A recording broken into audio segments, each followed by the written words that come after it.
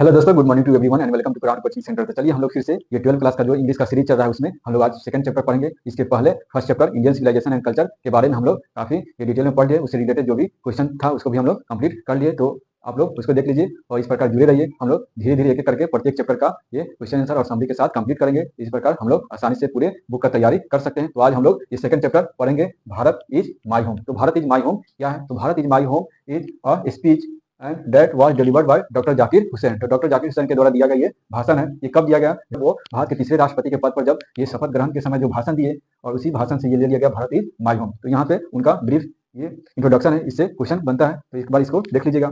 तो he was one of the greatest freedom fighter and eminent educationist. तो वो भारत के ये महान जो स्वतंत्रता सेनानी में से एक थे और एक इमिनेंट प्रख्यात शिक्षाविद भी थे।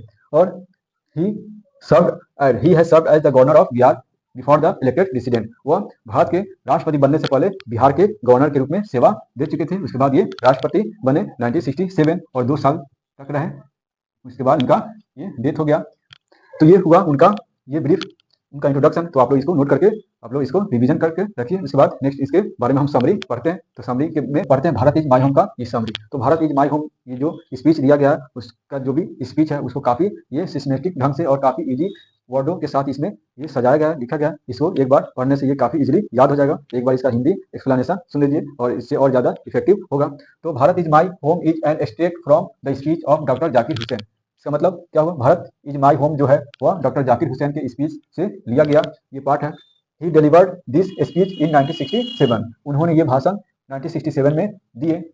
कब? After taking the oath as presidential of India. Bharat के राष्ट्रपति के शपथ ग्रहण करने के ये बाद।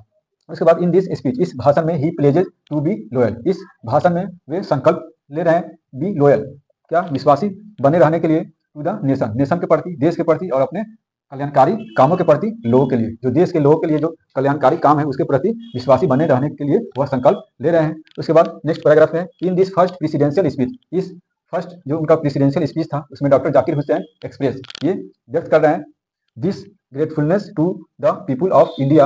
वह इस भारत के लोगों के प्रति अपने ये ग्रेटफुलनेस, उनके उपकार के लिए, उनके एहसान के लिए। क्यों?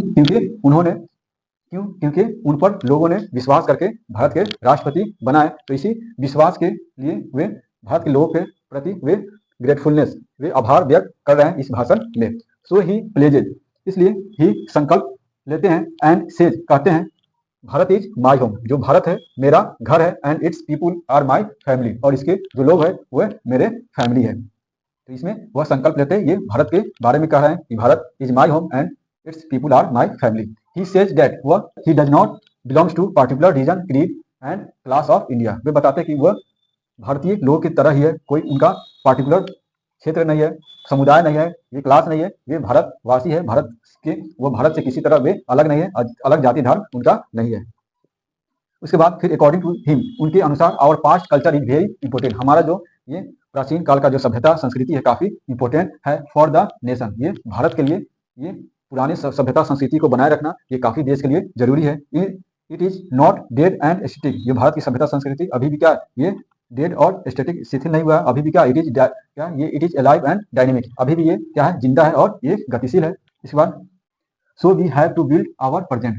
इसलिए वो कह रहे हैं कि हम लोग जो भी वर्तमान में कुछ नियम कानून कुछ भी ये करेंगे नए काम, तो उसी आधार पर ऑन द बेस ऑफ ये पास्ट कल्चर एंड जो पास्ट सिविलाइजेशन उसी के आधार पर करेंगे। And determine our future prospect with their help. और ये फ्यूचर के अपने जो प्रावधान है, जो भी क्या फ्यूचर के प्लानिंग है, उसको हम लोग बनाने के लिए पास्ट के कल्चर और पास्ट के जो ये सिविलाइजेशन है उसका हम लोग मदद लेंगे। ही सेज दैट, वे फिर से कहते हैं there are two aspect of work. ये कहते हैं कि जो काम करने के लिए दो भागों में, दो पक्षों में हम लोग पहले काम करेंगे। They are work for self, वे सबसे पहले अपने खुद पर काम करेंगे। एंड वर्क फॉर सोसाइटी, और सेकंड जो होगा उनका वर्क समाज के लिए होगा।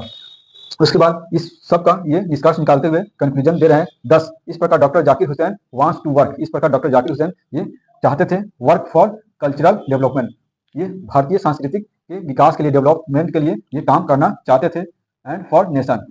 इसके बाद he promises to work for welfare, और वे वादा करते हैं कि वह जब तक वो रहेंगे वेलफेयर का काम, लोगों के भलाई का काम करेंगे विदाउट एनी डिस्टिंक्शन, बिना भेदभाव के, बिना जाति भेदभाव, बिना समुदाय, बिना रंग, जाति, धर्म के आधार पर बिना भेदभाव किए ये पूरे जब तक रहेंगे, ये राष्ट्रपति बने तब तक वो देश की भलाई का काम करेंगे। तो ये हुआ इसका, ये काफ़ी शॉर्ट में और काफ़ी ब्रीफ में इसका समरी, और ये काफ़ी इफेक्टिव है। इसको याद करने से हम लोग आसानी से समरी लिख सकते हैं। तो okay, thank you for watching video. इसके बाद हम लोग इससे रिलेटेड जितना भी क्वेश्चन होगा उसको पढ़ेंगे। तो ओके, जुड़े